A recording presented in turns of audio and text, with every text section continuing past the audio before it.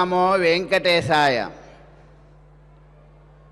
నమామి నారాయణ పాద పంకజం కరోమి నారాయణ పూజనం సదా.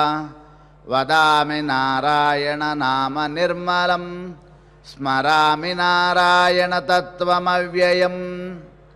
శ్రీవేంకటాచలాధీశం శ్రియాధ్యాసితవక్షసం శ్రితచేతనమందారం శ్రీనివాసమహం భజే.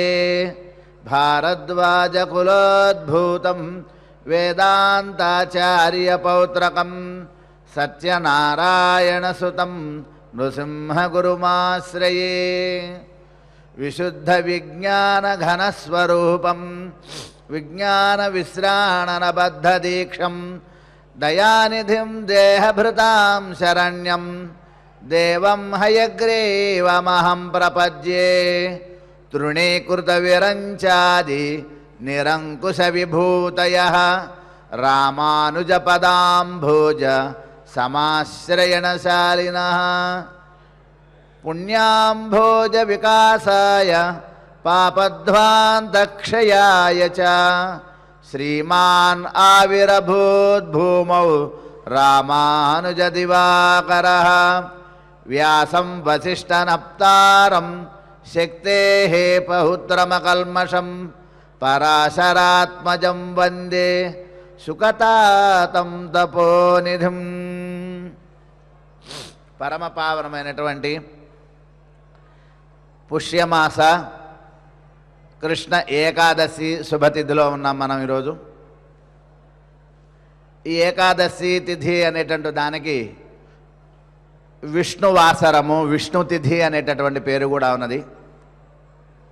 పూర్వం కృతయుగ కాలంలో ఏకాదశి అనే పేరు కలిగినటువంటి ఒక అప్సరస,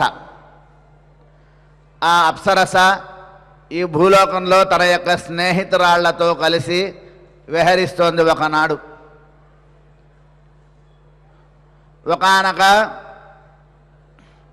విలోముడు అనేటటువంటి ఒకానొక మహర్షి ఆ ప్రాంతంలో ఎక్కడైతే తపస్సు చేసుకుంటున్నాడో, ఇప్పుడు మనం స్మరించుకునేటటువంటి ఆ బదరికాశ్రమం దగ్గర ప్రాంతంలో ప్రస్తుతం మాణ అనేటటువంటి ఒక చిన్న ఊరుంది. బదరీ దాటిన తర్వాత 5 కిలోమీటర్లు ఆ అవతల ప్రాంతంలో ఒక చోట ఆ మహర్షి తపస్సు చేసుకుంటుంటే అక్కడ విశేషమైనటువంటి సెలయేరులు, అదేవిధంగా జలపాతాలు ఉన్నాయి. ఆ ప్రాంతం దగ్గరికి ఈమె వచ్చిందట తన చెనికెత్తెలతో, తన స్నేహితురాలతో. అక్కడ ఆడుతూ పాడుతూ ఆమె తన యొక్క విచక్షణను కోల్పోయి ఆ మహర్షికి తపోభంగం కలగటం చేత ఆమెను ఆయన శపించాడట. నీవు అహంకరించి నా యొక్క ఈ తపోదీక్షకు భంగాన్ని కలిగించావు కాబట్టి నీవు రాక్షస స్త్రీవిగా జన్మించుగాక అని శపించాడట ఆమెను. ఆమె చాలా బాధపడి చేసినటువంటి తప్పుకి క్షమాపణ కోరుకుని స్వామి పాదాల మీద పడింది, ఆ మహర్షి పాదాల మీద. దీనికి నేనేమి చేయలేని వాడిని, నేను కేవలం శాపం మాత్రమే ఇవ్వగలను, దీనికి ఉపశమనాన్ని నేనేమీ చేయలేను, భగవంతుడైనటువంటి మహావిష్ణును ప్రార్థించుకో పొమ్మన్నాడట ఆయన. ఆ ఏకాదశి అనేటువంటి పేరు కలిగినటువంటి ఆమె రాక్షసిగా మారి అక్కడ ఉండేటటువంటి ప్రాణులందరినీ కూడా పీడించడం మొదలుపెట్టింది. ఒకనాడు ఒక విలక్షణుడైనటువంటి ఒక బ్రాహ్మణుడు ఆ ప్రాంతానికి వచ్చాడట. అతను మహావిష్ణువు యొక్క గొప్ప భక్తుడు. అయితే అతనిని కూడా ఆ రాక్షస రూపంలో ఉన్నటువంటి ఆమె పీడించటానికి ప్రయత్నం చేస్తే ఆయన విష్ణు వాసుదేవ మంత్రాన్ని మనసులో జపించుకున్నాడట. జపించుకోవటం చేత ఆమె ఆయనను ఆ పీడించేటటువంటి ఆ బాధ నుంచి ఆమె తనను పీడించకూడదు అనేటటువంటి ఒక చిన్న ఆలోచన ఆమెకి ఆ మంత్రశక్తి ద్వారా కలిగిందిట. తద్వారా ఆ బ్రాహ్మణుని ప్రార్థించిందిట, నేను ఈ రకమైనటువంటి దోషం అపచారం చేయటం వల్ల నేను ఈ రకమైనటువంటి బాధ అనుభవిస్తున్నాను, దీనికి విముక్తిని మీరేమన్నా చెప్పగలరా అని ఆ బ్రాహ్మణుడిని ప్రార్థించిందిట. మొదట భయపడినప్పటికీ ఆ బ్రాహ్మణుడు తర్వాత ఆమె యొక్క ఆ ఆర్తిని, ఆ బాధను గ్రహించి నువ్వేమీ బాధపడకు, ఈ చుట్టుపక్కల ఉన్నటువంటిది విశేషమైనటువంటి క్షేత్రం, ఇదంతా సాక్షాత్తు శ్రీమన్నారాయణుడు స్వయంభువుగా వెలసినటువంటి ఈ క్షేత్రం. ఈ క్షేత్రంలో నీవు నీ ప్రవృత్తిని వదులుకొని, నీ యొక్క ఆ బుద్ధిని వదులుకొని, చెడు బుద్ధిని నీవు నిరాహారురాలువై ఆహారం స్వీకరించకుండా ఉపవాస దీక్షతో ఆ మహావిష్ణువు కోసం నీవు ప్రార్థన చెయ్యి. నిరంతరం కూడా ఆయన నామస్మరణ నువ్వు చేస్తూ ఉన్నట్లయితే నీకు విశేష ఫలం కలుగగలదు అని చెప్పాడట. తద్వారా ఆమెకు పూర్వజన్మ జ్ఞాన సంబంధమైనటువంటి విషయాన్ని తాను గుర్తెరిగిని తెలుసుకొని స్వామి కోసం ప్రార్థన చేసింట. ఎన్నో సంవత్సరాల పాటు ఆమె స్వామిని ప్రార్థన చేసుకుందుట. అప్పుడు స్వామి ప్రత్యక్షమయ్యాడట. ఏం కావాలి అని అడిగితే, నాకేం వద్దు స్వామి, ఇటువంటి ఈ ప్రాపంచికమైనటువంటి ప్రవృత్తిలో ఉండటం చేతనే నాకు ఈ రకమైనటువంటి స్థితి కలిగింది. కాబట్టి నీ యొక్క అనుగ్రహం కలిగితే చాలు, నీ యొక్క పాదాలను మాత్రమే నేను స్మరించుకుంటాను అని ఆయన ప్రార్థించిందిట. ఆమె యొక్క భక్తి నిరతకి స్వామి ఆమెను అనుగ్రహించి, ఇకపైన ఈ కాల సంబంధమైనటువంటి వాటిలో నిన్ను కూడా నేను ఏర్పాటు చేస్తున్నాను. కాబట్టి నీ పేరుతో ఈ విష్ణు తిథి అనేటటువంటి పేరుతో ఇకపై ఎవరైతే ఈ తిథి నాడు నన్ను స్మరించుకుంటారో వారికి నా యొక్క పరిపూర్ణమైనటువంటి అనుగ్రహం కలుగుతుంది అని. అంతేకాకుండా ఈ తిథిని విష్ణు తిథి, ఏకాదశి తిథి అని తాను కూడా ఆ తిథి యందు అందరినీ సంపూర్ణంగా అనుగ్రహిస్తాను అని ఆ రకంగా ఆమెకు అనుగ్రహించాడట. అందుకని ఏకాదశి తిథి విశేషమైనది అని.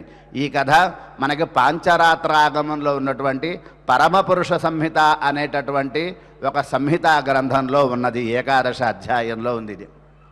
ఇంతటి విశేషమైనటువంటి ఏకాదశి తిథి ఈనాడు మనం జరుపుకుంటున్నాం.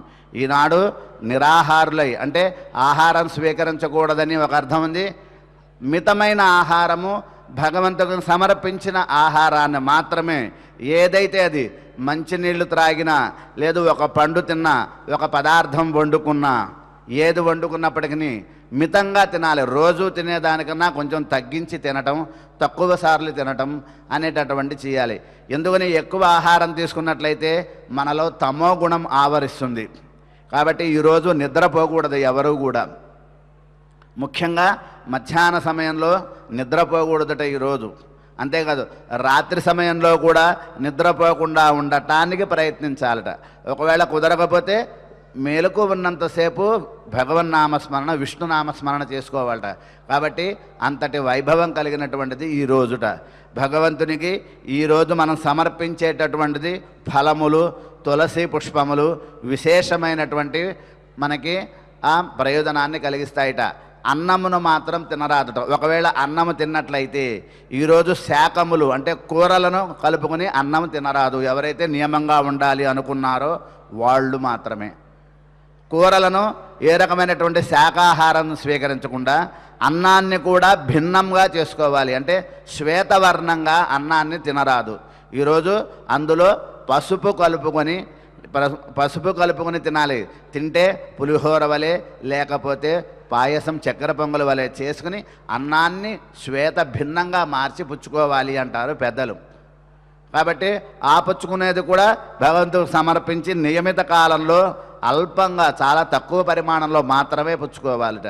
ఇంకొక ప్రధానమైన విషయం, మనం నోరు తెరిస్తే భగవన్నామస్మరణే చేయాలి తప్ప ఇతరులను దూషించటం, ఇతరులను కీర్తించటం, ఇతరులను నిందించటం, పరిహాసం చేయటం, బిగ్గరగా నవ్వటం, ఏడవటం మొదలైనటువంటి ప్రవృత్తులు ఈరోజు చెయ్యకూడదుట.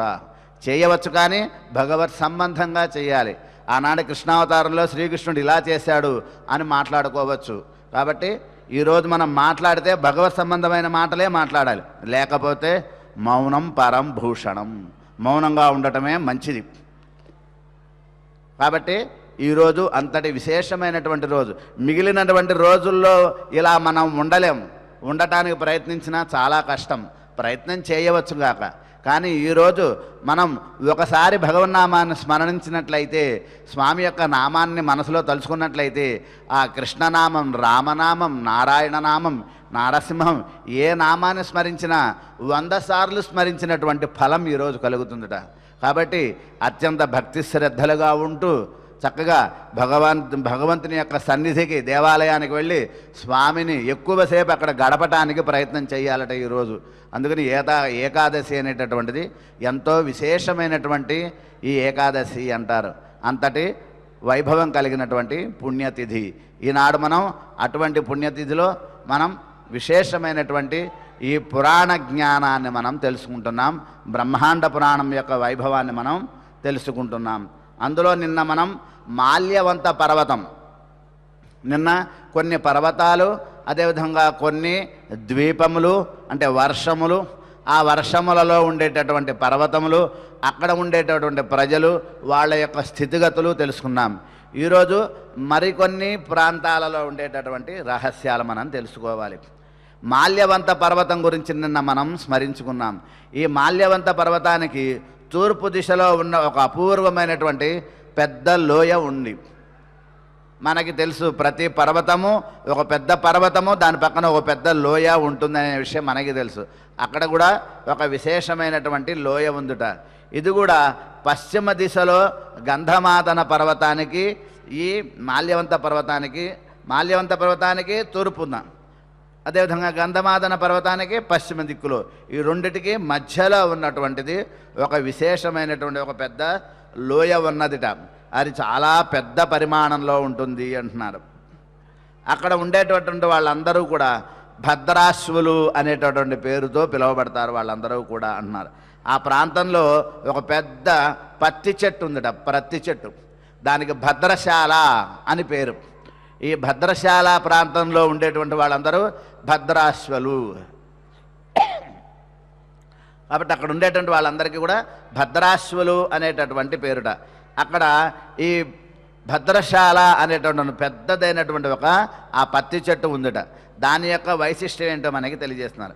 భద్రశాలావనం చాత్ర కాళామ్రస్తు మహాద్రుమః తత్ర తే పురుషాశ్వేతాః మహోత్సాహ బలాన్వితాః స్త్రియః కుముదవర్ణాభాః సుందర్యః ప్రియదర్శనః చంద్రప్రభాః చంద్రవర్ణాః పూర్ణచంద్రనిభాననాః చంద్రశీల గాత్ర్యస్థాః స్త్రియః ఉత్పలగంధికాః దశవర్షసహస్రాణి తేషామాయురనామయం కాలాగ్రస్య రసం పీత్వా తే సర్వే స్థితయౌవనాః దక్షిణేన తు శ్వేతస్య నీలస్యైవోత్తరేణ చ. ఇక్కడ ఉన్నటువంటి ఈ భద్రశాల అనేటటువంటి పేరుతో ఉన్నటువంటి ప్రతి చెట్టు, ఈ చెట్ల యొక్క పెద్ద పెద్ద తోటలు, ఆరామాలు, చాలా ఎన్నో వేలాది చెట్లు ఉంటాయట ఇక్కడ. ఈ రకమైనటువంటి ప్రతి చెట్లు అనేటువంటివి ఆ ప్రాంతంలో. అంతేకాకుండా మరొక పెద్ద వేరొక మహావృక్షం కూడా ఉందట. దాని పేరు మహాకాలామృత తరువు అంటారు. అంటే దాన్ని నల్ల మామిడి చెట్టు అంటారండి. నల్లనైనటువంటి మామిడి చెట్టు ఒక వృక్షం ఉందట. మామిడి పళ్ళు అక్కడ ఆ వృక్షానికి నల్లగా ఉంటాయట. ఎక్కడైనా మామిడి పండ్లు మనకి ఇక్కడ మామూలుగా మనం చూసే మామిడి పండు వర్ణం కాదు. ఆ ప్రాంతంలో ఉండేటటువంటిది కాలామ్ర తరువు. ఆమ్రం అంటే మామిడి పండుని. కాబట్టి ఒక నల్లనైనటువంటి ఒక మామిడి చెట్టు ఉంటుంది అక్కడ. అక్కడ ఉండేటటువంటి వాళ్ళు ఆ మామిడి పళ్ళ యొక్క రసాలను ఆస్వాదించడం చేత వాళ్ళందరూ మహాశక్తిమంతులు, తేజోవంతులుగా ప్రకాశిస్తారు అంటున్నారు. అలాగేట అక్కడ ఉండేటటువంటి పురుషులందరూ కూడా తెల్లనైనటువంటి వర్ణంలో ఉంటారట, శ్వేతవర్ణంలో ఉంటారట, ఎంతో అందంగా ఉంటారట పురుషులందరూ కూడా అంటున్నారు. అలాగే వాళ్ళందరూ కూడా అక్కడ ఉండేటువంటి స్త్రీలు కూడా అంతే సౌందర్యంలో, అంతే తెల్లగా అందంగా ఉంటారట. ఎలా ఉంటారు వాళ్ళు? చంద్రప్రభ కాంతితో ఉంటారట. అంతేగారు చంద్రవర్ణం, పూర్ణ చంద్రుడి వలె అందంగా ఉంటారట ఆ ప్రాంతంలో వాళ్ళందరూ కూడా. వాళ్ళందరూ ఆ మామిడి ఫలాల యొక్క రసాలను ఆస్వాదిస్తూ దాదాపుగా 11,000 సంవత్సరాల పైన పరిపూర్ణ ఆయుష్ను కలిగి ఆనందాన్ని అనుభవించేటటువంటి స్థితిలో ఉంటారట. ఇదంతా ఒకనాటి కాలంలో ఉన్నటువంటి ఆ వాళ్ళందరి యొక్క స్థితిని మనకి తెలియజేస్తున్నారు అన్నాను. తర్వాత ఈ గంధమాదన పర్వతానికి పడమర దిక్కులో దక్షిణ దిక్కులో ఉన్నటువంటిది శ్వేతపర్వతంట. ఈ శ్వేతపర్వతం అంటే మనం 6 పర్వతాలు 6 రకాలైనటువంటి వర్షములు తెలియజేసుకుంటున్నాం ఇప్పుడు మనం. ఇదంతా ఎక్కడున్నది? జంబూ ద్వీపంలో ఉండే విషయం మనం చెప్పుకుంటున్నాం. కాబట్టి ఇందులో 6వ పర్వతమైనటువంటిది ఆ శ్వేత పర్వతం. ఈ శ్వేత పర్వతానికి దక్షిణ దిశలో, అదేవిధంగా నీల పర్వతానికి ఉత్తర దిక్కులో, ఈ రెండిటికి మధ్యలో ఉన్నటువంటిది రమణకం అనేటటువంటి మరొక వర్షం. ఈ రమణకం అనేటటువంటి పేరుతో కొంత ప్రాంతం ఉన్నది అంటున్నారు. వర్షం రమణకం నామ జాయంతే తత్ర మానవా రతి ప్రధానా విమలా జరా దౌర్గంధ్యవర్జితా శుక్లాభిజన సంపన్నా సర్వే ప్రియదర్శిన తత్రాపి సుమహాన్ వృక్షో న్యగ్రోధో రోహితో మహాన్. ఆ ప్రాంతంలో ఉండేటటువంటి మనుషులు, అదేవిధంగా ఆ ప్రాంతంలో ఉండేటటువంటి జంతుజాలం అంతా కూడా, పశు పక్షి మృగ జంతుజాలం మనుషులు అందరూ కూడా చాలా విశేషంగా ఆనందంగా ఉంటారట. వాళ్ళందరూ చాలా బలమైనటువంటి వాళ్ళు, అదేవిధంగా దీర్ఘాయుష్షు కలిగిన వాళ్ళు అయి ఉంటారట. అంతేకాదు అక్కడ ఉండేటటువంటి స్త్రీ పురుషులు ఎప్పుడూ కూడా ఆనంద డోలికల్లో తొలియాడుతూ ఉంటారట, భోగలాలసులై తిరుగుతూ ఉంటారట. వాళ్ళందరూ కూడా సాంసారికమైనటువంటి ప్రవృత్తితో ఆనందంగా గడుపుతూ ఉంటారట జీవితాన్ని వాళ్ళు. అంతేకాదు వాళ్ళకి స్వేచ్ఛ బాగా ఎక్కువగా ఉంటుందట, అత్యంత స్వేచ్ఛావంతులుగా ఉంటారు. అంతేకాదు వాళ్ళు వార్ధక్యం అనేదే ఉండదట వాళ్ళకి. వాళ్ళ యొక్క శరీరానికి ఏ రకమైనటువంటి దుర్గంధం, మన శరీరాలకు ఉండేటటువంటి ఏ రకమైన దుర్గంధం వాళ్ళ శరీరాలకి కనపడదుట. అంతేకాదు వాళ్ళు చూడటానికి ఎంతో తెల్లగా అందంగా ఉంటారట వాళ్ళు. అంతేకాదు కొంతమంది స్త్రీలు చూడటానికి చాలా పొడవుగా ఉంటారట, చాలా లావుగా మహాకాయులుగా ఉంటారు. అదేవిధంగా చామన ఛాయ వర్ణంలో ఉంటారట, గోధుమ రంగు వర్ణంలో చామన ఛాయలో ఉంటారు వాళ్ళు అంటారు. అంతటి అందంగా ఉంటారట వాళ్ళందరూ కూడా ప్రియభాషిణ ప్రియదర్శిన. వాళ్ళు చక్కగా మాట్లాడతారట. ఎవరైనా వస్తే వాళ్ళతో చాలా గౌరవంగా భక్తిగా చక్కగా మాట్లాడతారట. చూడటానికి కూడా ఎంతో ఆకర్షణీయంగా ఉంటారట. ఆ రమణకం అనేటటువంటి వర్షంలో ఉండేటువంటి వాళ్ళందరూ కూడా అక్కడ ఆ ప్రాంతంలో ఒక విశేషమైనటువంటి వృక్షజాతి ఉన్నదిట. ఆ వృక్షజాతి న్యగ్రోధ వృక్ష సంపదట. న్యగ్రోధం అంటే మర్రి చెట్టు అంటున్నారు. ఆ మర్రి చెట్టు అనేటటువంటిది అక్కడ ఆ వృక్షం యొక్క వర్ణం వచ్చి అరుణవర్ణంలో ఉంటుందట ఆ వృక్షం అంటున్నారు. ఆ అరుణవర్ణ వృక్షంలో ఉన్నటువంటి అరుణవర్ణ ఫలాల రసాలను వాళ్ళు త్రాగుతారట. అలా త్రాగటం చేత వాళ్ళు దేదీప్యమైనటువంటి కాంతితో చాలా విలక్షణంగా దీర్ఘాయుష్మంతులుగా ప్రకాశిస్తూ ఉంటారట. వాళ్ళు అక్కడ ఉండేటటువంటి ఆ స్త్రీ పురుషులు సంతోషంగా ఆరోగ్యంగా ఆనందంగా అందరితో కలివిడిగా ఉంటూ ఉంటారట. ఆ రకంగా వాళ్ళు 15,000 సంవత్సరాల కాలం హాయిగా జీవించేటటువంటి ఆయుష్ని కలిగిన వాళ్ళు ఉంటారు అంటున్నారు. అంతటి విశేషమైనటువంటిది ఆ రమణక వర్షం అనేటటువంటి ప్రాంతం. ఆ ప్రాంతంలో అనేక రకములైనటువంటి జలపాతములు ఉన్నాయట. అదేవిధంగా చల్లనైనటువంటి సెలయేర్లు ఉన్నాయట. అటువంటి విశేషమైన ప్రాంతం ఆ రమణక ప్రాంతం. ఇది ఎక్కడున్నది? నీల పర్వతానికి ఉత్తర దిశలో, శ్వేత పర్వతానికి దక్షిణ దిశలో ఉన్నది ఈ రమణకం అనేటటువంటి ఒకనొక వర్షం అని చెప్తున్నారు.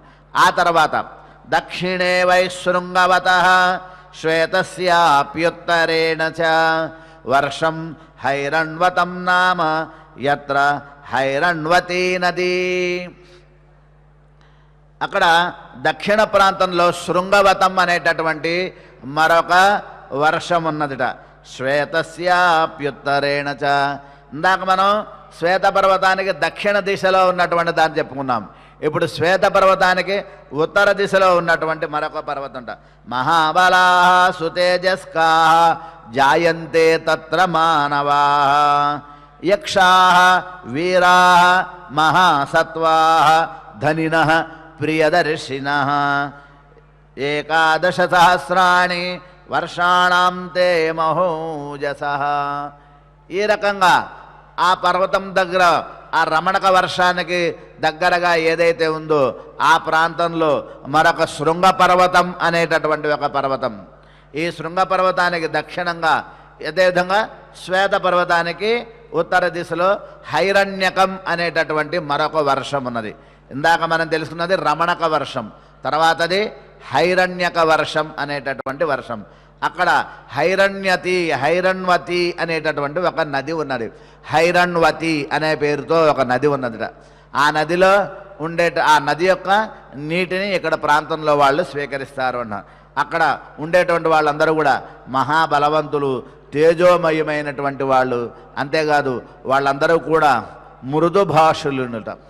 అక్కడ ఉండేటటువంటి స్త్రీలు పురుషులు కూడా మృదు భాషణులు, చాలా చక్కగా మాట్లాడేటటువంటి స్వభావం కలిగిన వాళ్ళు, సత్వసంపన్నులు, సత్వస్వభావం కలిగిన వాళ్ళు, ఎల్లప్పుడూ దైవ చింతన భావంతో ఉండేటటువంటి మహానుభావులట వాళ్ళందరూ కూడా అంటారు. వాళ్ళందరూ కూడా ఇంకా ధనవంతులు, బాగా మహాధన సంపన్నులు, అదేవిధంగా ధైర్యవంతులు, విశేషమైనటువంటి ఆయు ప్రమాణం. వాళ్ళందరూ కూడా యక్షులు, యక్షజాతి వాళ్ళు ఉంటారట. అదేవిధంగా మనుష్యులు ఉంటారు, మనుష్యులలో స్త్రీ పురుషులు ఉంటారు, యక్షజాతి వారు కూడా ఉంటారట. అట్లా మనుష్యగణమే కాకుండా యక్షగణం కూడా ఈ ప్రాంతంలో సంచరిస్తారట. ఈ హైరణ్యతం అనేటటువంటి ప్రాంతంలో అంటున్నారు. త్రీణి శృంగవత శృంగాణి ఉచ్ఛ్రితాని మహాంతి చ ఆయు ప్రమాణం జీవంతి శతాని దశ పంచ చ. యస్మిన్ వర్షే మహావృక్షో లకుచః షడ్రసాశ్రయః. లకుచము అనేటటువంటి ఒక వృక్షం ఉంటుందట. లకుచ వృక్షం అంటే గజనిమ్మ పండు వృక్షం అంటారు. గజనిమ్మ పండు కొంచెం పెద్దగా ఉండేటటువంటి నిమ్మ పండు వృక్షాలట. ఈ రోజుల్లో మనం చూసే వృక్షానికి నిమ్మకండ్లు ఇంతవరకు వస్తాయి, కానీ అవి గజనిమ్మ వృక్షములు అంటారట, పెద్ద పెద్దవిట. తస్య ఫలరసం తే జీవంతి నిరామయాః పీత్వా తస్య ఫలం తే జీవంతి నిరామయాః. అక్కడ ఉండేటటువంటి ఆ నిమ్మ ఫలం యొక్క రసాన్ని స్వీకరిస్తారట వాళ్ళు. అందుకని వాళ్ళు ఆయుష్మంతులయ్యి ఉంటారట. అనారోగ్యం అనేటువంటిదే వాళ్ళకి తెలియదుట, వార్ధక్యమే తెలియదుట వాళ్ళకి. అటువంటి విశేషమైనటువంటి శారీరక స్థితి కలిగిన వాళ్ళై ఉంటారని. హైరణ్యత వర్ష ప్రాంతంలో ఒక పెద్దదైనటువంటి లకుచ వృక్షం, లకుచం అంటారు సంస్కృతంలో, అంటే గజనిమ్మ పండు అని తెలుగులో అర్థం. ఆ గజనిమ్మ పండు వృక్షం ఉంటాయట. అట్లాంటి వృక్షాల సమూహాలే ఉంటాయట, ఒక వృక్షమే కాదన్నారు. అది కూడా షడ్రుచులతో కూడి ఉంటుందట. కేవలం ఒకే ఒక రుచే కాదు, 6 రుచులు కూడా ఉంటాయట ఆ పండ్లలో ఉన్నాం. తద్వారా వాళ్ళు ఏ రకమైనటువంటి రోగములు లేని వాళ్ళై విశేషమైనటువంటి ఆయుష్తో ఉంటారు వాళ్ళందరూ కూడా. అక్కడ ఉండేటటువంటి ఆ హైరణ్యతం అనేటటువంటి వర్షానికి దగ్గరలో 3 పర్వతాలు ఉన్నాయట, పెద్ద పెద్ద శిఖరాలు, శృంగములతో ఉన్నటువంటి 3 విశేషమైనటువంటి పర్వతాలు ఉంటాయట. అందులో ఆ పర్వతాల్లో ఒకటి బంగారు వర్ణంలో ఉంటుందిట, మరొకటి అది శ్వేతవర్ణంలో ఉంటుందిట, మరొకటి రక్తవర్ణంలో ఉంటుందిట. ఈ బంగారు వర్ణంలో ఉన్నటువంటి ఆ పర్వత ప్రాంతంలో ఔషధాలు మొదలైనవన్నీ ఉంటాయట. అదేవిధంగా రక్తవర్ణంలో ఉన్నటువంటి శ్వేతవర్ణంలో ఉన్నటువంటి ఆ పర్వతాలలో వజ్ర వైఢూర్య మణిమాణిక్యాది విశేషమైనటువంటి రత్నాదులన్నీ కూడా ఉంటాయట ఆ ప్రాంతంలో అంటున్నారు. కాబట్టి అంతటి విశేషమైనటువంటి రత్నములతో కూడి ఉంటాయట. అంతేకాదుట ఈ 3 శృంగములలో ఈ 3 రకాలైనటువంటి పర్వత ప్రాంతాలలో అత్యంత భయంకరమైనటువంటి నాగజాతి సర్పములు కూడా ఉంటాయట. విశేషమైనటువంటి సర్పజాతి కూడా ఆ పర్వత ప్రాంతాలలోనే ఉంటుందిట. వజ్ర వైఢూర్య మణులతో కూడినటువంటి ఆ పర్వత ప్రాంతాలలో భయంకరమైనటువంటి సర్పజాతులు సంచరిస్తూ ఉంటాయి అంటున్నారు. అంతేకాదుట ఆ ప్రాంతంలో ఎత్తైనటువంటి భవనాలు ఉంటాయట.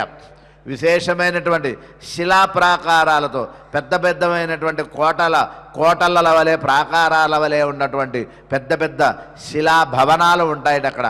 అవంతా కూడా వారు ఆ విశ్వకర్మ యొక్క అనుగ్రహంతో వాటిని వాళ్ళంతా ఏర్పరచుకున్నారు అని మనకి విశేషంగా తెలియజేస్తున్నారు.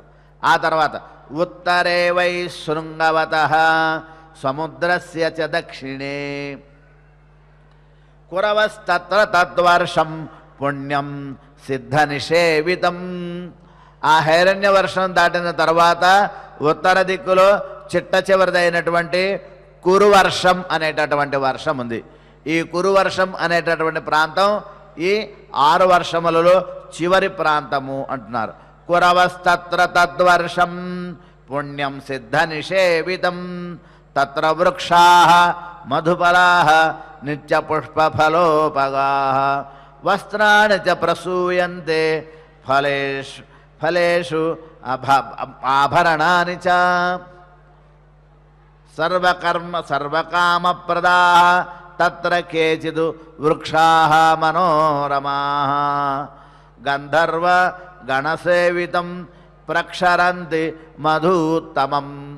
ఈ ప్రాంతంలో గంధర్వులు సంచరిస్తూ ఉంటారట. ఆ గంధర్వులు అదేవిధంగా గంధర్వులతో అపరేచ అప్సరసో ప్రోక్తాః క్షీరిణో నామ వృక్షాస్తన్మనోహరమాః. అక్కడ గంధర్వులే కాకుండా అప్సరస స్త్రీలు కూడా సంచరించేటటువంటి ఆ విశేషమైనటువంటి ప్రాంతంతా. కాబట్టి ఆ శృంగవంత పర్వతానికి ఉత్తరంగా అలాగే సముద్రానికి దక్షిణంగా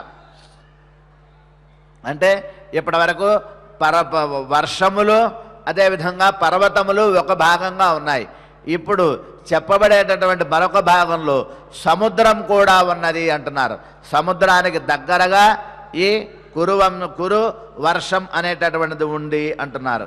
ఆ వర్షంలో సిద్ధాశ్చ చారణాశ్చైవ ఏ చాన్య ఋషయ స్మృతాః. ఈ కురువర్షం అనేటటువంటి విశేష పర్వత ప్రాంతం చాలా గొప్పదిట, చాలా మహిమాన్వితమైనటువంటిద.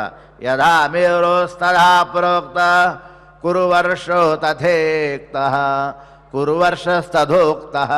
ఎలాగైతే కనుక మేరు పర్వతం అత్యంత విశేషమైనటువంటిది అని మనం చెప్పుకున్నాము, అటువంటి మేరు పర్వత సమానమైనటువంటి వైభవం కలిగింది ఈ కురువర్షంట. కారణం ఏమిటి? అక్కడ నానా విధములైనటువంటి రకరకములైనటువంటి పుష్పములు, అదేవిధంగా సృష్టిలో ఎక్కడా దొరకనటువంటి పుష్పములు, విశేషమైనటువంటి ఫలవృక్ష జాతులు ఉన్నాయి అంటున్నారు. అంతేకాదు అక్కడ సిద్ధులు, చారణులు, గంధర్వులు, అప్సరసలు, వీళ్లతో పాటు మనుష్యులు కూడా ఉంటారట. అక్కడ కొన్ని ప్రాంతాలలో మనుష్యులు ఉండలేరు, కొన్ని ప్రాంతాలలో దేవాది గంధర్వ విభాగాల వాళ్ళు రారు. కానీ అందరూ కూడా ఉండగలిగే విశేష ప్రాంతం వర్షం ఈ కురువర్షం అంటున్నారు. కురువర్షంతో తథా మేరో ఉభయోస్తుల్యతాం గతః. ఈ కురువర్షము మేరు వర్షం మేరు పర్వత ప్రాంతము ఈ రెండు సమానంగా ఉంటాయట. దేంట్లో? గొప్పతనంలో, వైభవంలో, ప్రతిష్టలో అంటున్నారు. అంతేకాదుట అక్కడ తేనెలూరేటటువంటి వృక్షాలు ఉంటాయట. అనేక విశేషమైనటువంటి ఔషధ వృక్షాలు, తేనెలూరే పండ్ల రసాలతో కూడినటువంటి వృక్షాలు, ఇవన్నీ కూడా ఎన్నో మనోజ్ఞంగా ఉంటాయట. అంతేకాదుట అక్కడ తపస్సు చేసుకునేటటువంటి మహర్షుల యొక్క అనుగ్రహం సంపాదించినట్లయితే సర్వాభీష్టములు సిద్ధిస్తాయి అంటున్నారు.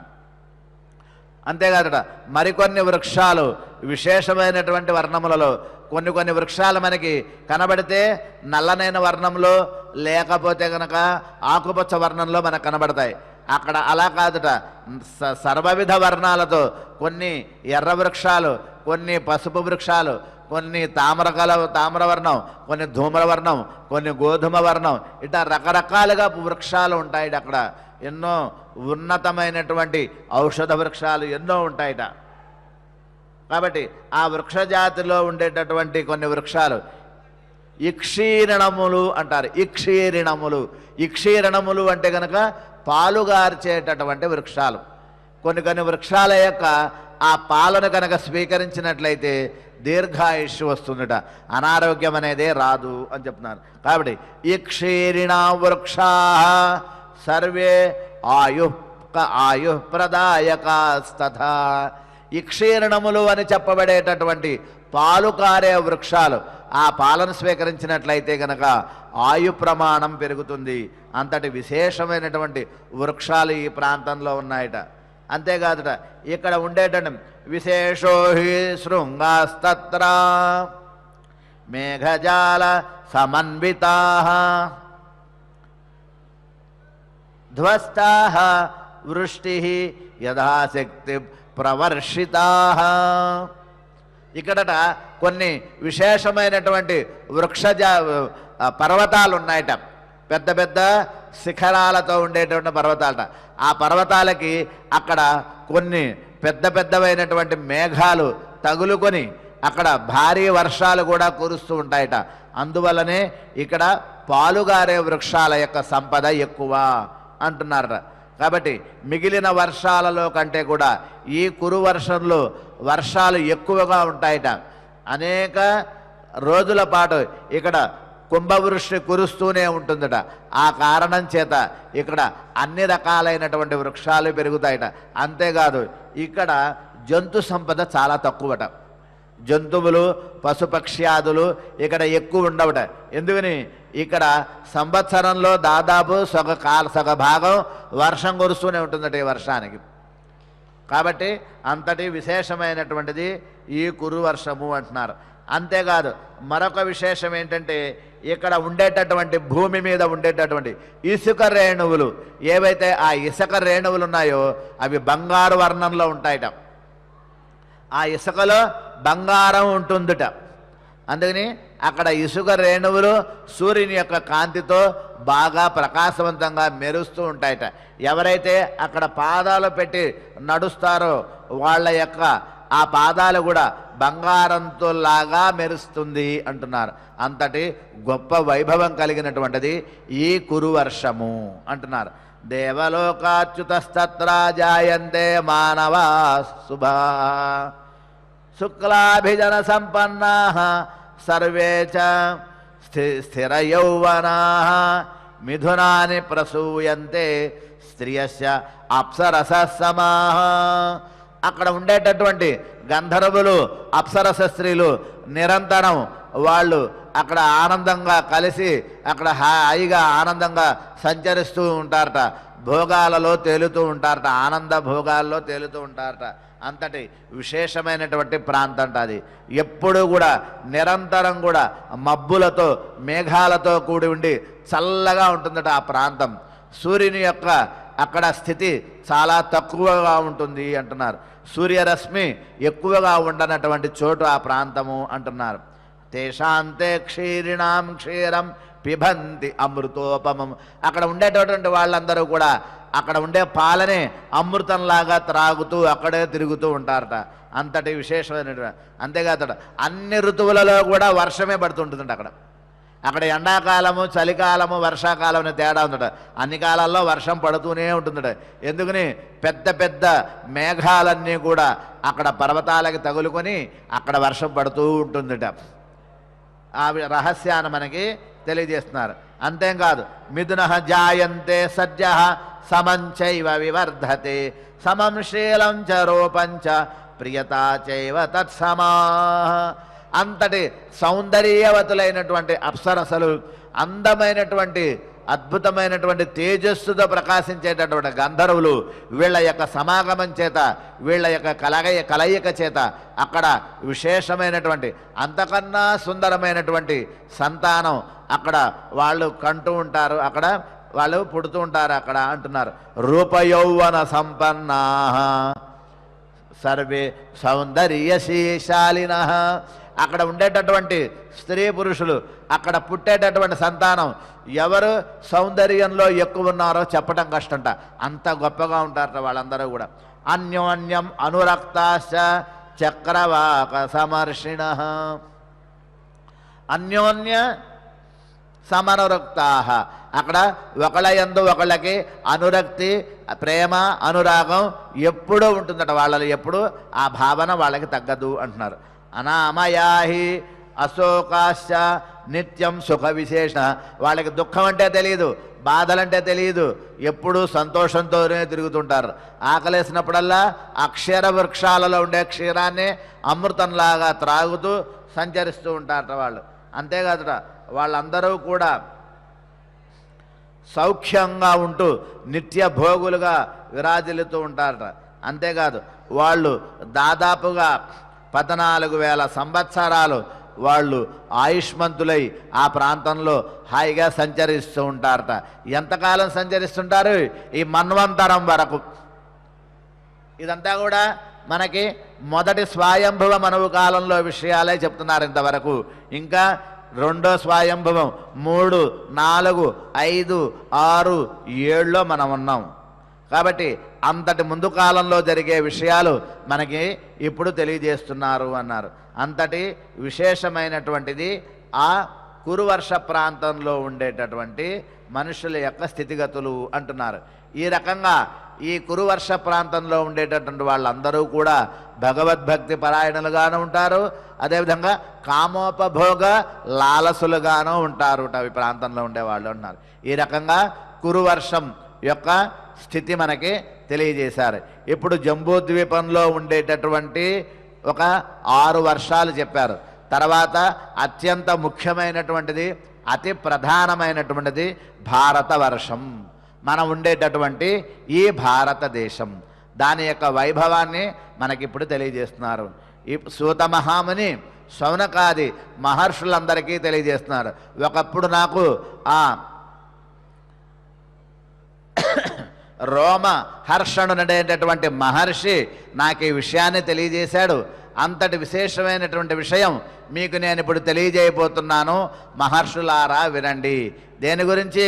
మనం తెలుసుకోవాల్సినటువంటి ప్రధానమైనటువంటి భారతవర్షం గురించి. మనం చెప్పుకున్నాం, జంబూద్వీపం చాలా పెద్దది, అందులో భారతవర్షం, అందులో భరతఖండం, అందులో భారతదేశం. ఇది మనది అత్యంత ప్రధానమైనటువంటిది భారతదేశం. ఈ దేశం కాదు, ఈ ఖండం కాదు, ఈ వర్షం గురించి మనకిప్పుడు చక్కగా తెలియజేయబోతున్నారు. సూత మహామునిని శౌనకాది మహర్షులందరూ అన్నిటికన్నా ముఖ్యమైనటువంటి భారతదేశం గురించి చెప్పండి స్వామి, ఇది కదా మనకి ప్రధానం అని ప్రార్థిస్తే, తప్పకుండా నాయన నాకు పూర్వం రోమహర్షణుడైన మహర్షుల వారు ప్రత్యక్షమై నాకు ఈ భారతవర్షం గురించి చెప్పారు, దాన్ని మీకు తెలియజేస్తున్నాను వినండి అని ఆయన తెలియజేస్తున్నారు. యదిదం భారతం వర్షం యస్మిన్ స్వయంభువాదయః చతుర్దశైతే మనవః ప్రజా సర్గే అభవన్ పురా. పూర్వకాలంలో ఈ 14 మనువులు, ఇప్పుడు మనం చెప్పుకునేటటువంటి స్వయంభువ, స్వారోచిష, అదేవిధంగా ఉత్తమ మొదలైనటువంటి ఈ వైవస్వత మొదలైనటువంటి ఎవరైతే 14 మనువులు ఉన్నారో వాళ్ళందరూ పుట్టినటువంటి చోటే ఈ భారతదేశం. ప్రపంచంలో ఇంకెక్కడా పుట్టల వాళ్ళు, ఈ భారతదేశంలో మాత్రమే పుట్టారట వాళ్ళందరూ. యదిదం భారతం వర్షం, అంతటి విశేషమైన విషయాన్ని మనకి బ్రహ్మాండ పురాణం తెలియజేస్తోంది. చతుర్దశైతే మనవః, 14 రకాలైనటువంటి మనువులు ఈ భారతదేశంలోనే పుట్టారు. అత్రవో వర్ణయిష్యామి వర్షేస్మిన్ భారతే ప్రజా. ఈ భారతవర్షంలో కేవలం 14 మనవులే కాదు, ఇంకా ఎవరెవరు పుట్టారని చెప్తున్నారు. ఉత్తరం యత్ సముద్రస్య హిమవాన్ దక్షిణం జయతు. ఈ భారతవర్షం ఎక్కడుంది, ముందు దాన్ని ఎక్కడుంది, ఎలా ఉందో తెలుసుకోవాలి ముందు మనం. ఉత్తర దిక్కులో అక్కడ విశేషమైనటువంటి హిమవత్ పర్వతం ఉంది, దక్షిణ దిక్కులో పెద్దదైనటువంటి సముద్రం ఉన్నది. దక్షిణ దిక్కులో ఉండేటటువంటి మహాసముద్రం, ఉత్తర దిక్కులో హిమవత్ పర్వతాలు. ఈ 2 ప్రధానమైనటువంటి గుర్తులు మన భారతవర్షానికి అంటున్నారు. వర్షం తద్భారతన్నామ యత్రేయం భారతీ ప్రజా. ఈ వర్షానికి భారతవర్షం అని పేరు. ఇక్కడ ఉండేటటువంటి ప్రజలకి భారతీయులు అనేటటువంటి పేరు అంటున్నారు. భరణాచ ప్రజానాం వై మను భరత ఉచ్యతే. అసలు ఈ భరత అనే పేరు ఎలా వచ్చింది అంటే, ఆ ప్రియవ్రతుడు అనేటటువంటి ఆయన యొక్క మనవడే భరతుడు. ఆ ప్రియవ్రతుని యొక్క కుమారుడు సునీతుడు, ఆ సునీతుడు సుమతి, ఆ సుమతి అనేటువంటి ఆయన యొక్క కుమారుడే ఈ భరతుడు. ఈ భరతుడు స్వయంభువునికి సాక్షాత్తు మనవడు. అయితే భరణాచ్చ భారణాచ్చైవ, భరించడం, ఆ ప్రజల యొక్క కష్టసుఖాలను అనేక వేల సంవత్సరాలు భరిస్తూ రాజ్యపాలన చేశాట ఆ భరతుడు అనేటటువంటి. అందుకని భరణాచ్చ ప్రజానాం వై, ఆ ప్రజలను, భరణం అంటే ఏంటి? కాపాడుట, భరణం అంటే రక్షించడం. ఆ స్థితిలో ఆయనకి భరణుడు అని పేరు అంటున్నారు. ఇందులో ఉండే ఇంకా విశేషాలు ఏమున్నాయనేటువంటివని మనకు ముందు ముందు తెలియజేస్తారు. ఈనాడు బ్రహ్మాండ పురాణంలో ఉన్నటువంటి ఒక విశేషమైనటువంటి స్తోత్రం, పార్వతీదేవిని అదేవిధంగా పరమశివుని, ఆయన యొక్క కుమారుడైనటువంటి ఆ వినాయకుడిని, అదేవిధంగా ఆయన యొక్క వినాయకుని, అదేవిధంగా మరొక కుమారుడైనటువంటి ఆ సుబ్రహ్మణ్యేశ్వర స్వామిని అందరినీ కలిపి పరశురాముడు విశేషంగా స్తోత్రం చేసినటువంటి ఒక స్తోత్రాన్ని ఈరోజు మనం అనుసంధానం చేసుకుందాం. అథా శ్రీ బ్రహ్మాండ పురాణాంతర్గతే పూర్వభాగే త్రిచత్వారింశే అధ్యాయే శ్రీ పరశురామ కృత దేవతాస్తుతి. ఇక్కడ దేవతాస్తుతి అంటే కేవలం పార్వతీదేవి యొక్క స్థుతి కాకుండా పరమశివుని స్థుతి, అదేవిధంగా విఘ్నేశ్వరుని స్థుతి, అదేవిధంగా సుబ్రహ్మణ్య స్వామి యొక్క స్థుతి, అలాగే శ్రీకృష్ణ పరమాత్మ యొక్క స్థుతి కూడా మనకి ఇందులో ఆయన చేశాడట. ఆ శ్లోకాలను మనం ఒకసారి స్మరించుకుందాం. ప్రకృతి వికృతి జాతం విశ్వమేతద్విధాతుం మమ కియదనుభూతం వైభవం తత్ప్రమాతుం అవిదితతనునా అభీష్టవస్యేకధా మా అభవదథ భవభామా పాతు మాం పూర్ణకామా. ఈ శ్లోకంలో పార్వతీదేవి గురించి స్తోత్రం చేస్తున్నారు. ముందుగా ప్రకృతి వికృతి జాతం విశ్వమేతద్ విధాతుం. ఈ ప్రకృతి వికృతి అంటే గనక సంహారం, ప్రకృతి అంటే సృష్టి. ఈ సృష్టి సంహారముకు మూలభూతుడైనటువంటి ఆ తల్లి అంటున్నారు ఆమెను గురించి. మమ్మ కియదనుభూతం వైభవం తత్ప్రమాతం. నీ యొక్క అనుభవం, నీ యొక్క వైభవాన్ని ఎంత అనుభవించినా చాలదు కదా తల్లి అంటున్నారు. అవిదిత తనుమాన అభీష్టవస్వే కదా. ఓ తల్లి, నీ యొక్క ఆ వైభవాన్ని నేను అనుభవించాలి అని మొదలు పెడితే నాకు ఆ శక్తి చాలదు అను. మా అభవదద భామ పాతు మాం పూర్ణకామ. కాబట్టి మా యొక్క సమస్తమైనటువంటి కోరికలను నీవు తీర్చాలి తల్లి అని మనకి ఇందులో తెలియజేస్తున్నాను. ప్రకటిత గుణభావం కాల సంఖ్యా విధానం సకల భవ నిదానం కీర్తయే యత్ ప్రధానం తదిహ నిఖిలతాతః బభూవోక్షపాతః కృత కనిపాతః పాతు మామధ్యమాతః